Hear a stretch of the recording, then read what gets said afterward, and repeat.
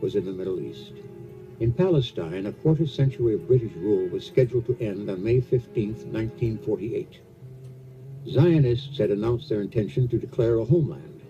Marshall believed that the creation of a Jewish state was premature.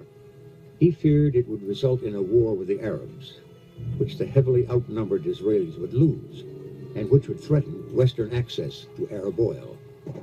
And the fighting had already begun. President Truman was, shall we say, of two minds about the Palestine question.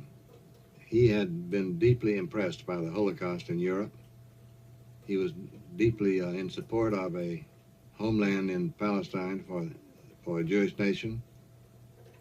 But at the same time, he felt very strongly that we ought to find a solution with which both sides could live and would not result in simply a series of wars. Complicating matters for Truman was the upcoming presidential election. Early polls showed that he would lose. His political advisors told him that immediate recognition of Israel was essential to his re-election later that year. But Marshall scorned the notion that politics should interfere with his efforts to resolve the Palestine dilemma.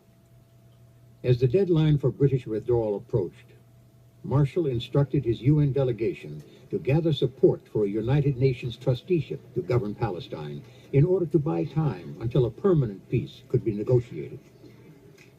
But Truman was still undecided. Just 2 days before the deadline, he called Secretary Marshall to the White House for a final discussion of the issue. We met that afternoon.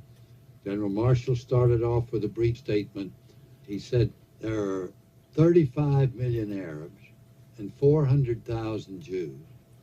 And the 35 million Arabs are going to push the 400,000 Jews into the Mediterranean. It was then my turn. I spoke for about 20 minutes. I described the factors that were present. I said it was going to come about anyway, that the war had already started, and a trusteeship would not last, and that we should support them. As I spoke, I could see General Marshall's face getting redder and redder and redder. When I finished, he almost exploded. He said, "That position is dead wrong, Mr. President, and it's clear to me that that position is being taken for purely political purposes. To let you know how strongly I feel about this issue," he said, "if you follow the recommendation that Clifford has made, I will be unable to vote for you as president in the election this November." Well, we all just sat back. That took our breath away. I had never heard a president threatened in that manner before. Well, the president knew that we must end this dreadful meeting and said, "Well, thank you very much, General. I do understand your position. I'm much obliged for coming over." And they left. They left with General Marshall stalking angrily from the room. Fact is, he was so angry at me, he never directed a remark at me from that time on. With only hours to go before the deadline, President Truman finally decided in favor of recognition.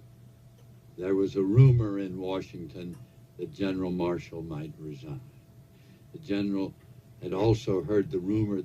He said, "It never entered my mind to resign."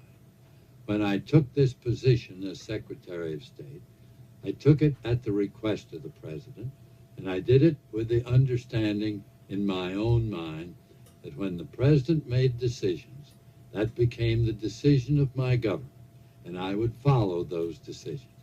So he said, "I will go on about my business. The President has made the decision. The matter is over." In one of the greatest political upsets in American history, Harry Truman was re-elected president in November 1948. Nobody thought Mr. Truman was going to win the election. I remember General Marshall was at the Inter-Allied Club in Paris at some sort of a reception when I brought him in the news of Mr. Truman's election. And he said, "Go and send the following message to President Truman. Congratulations on the greatest one-man victory in American political history."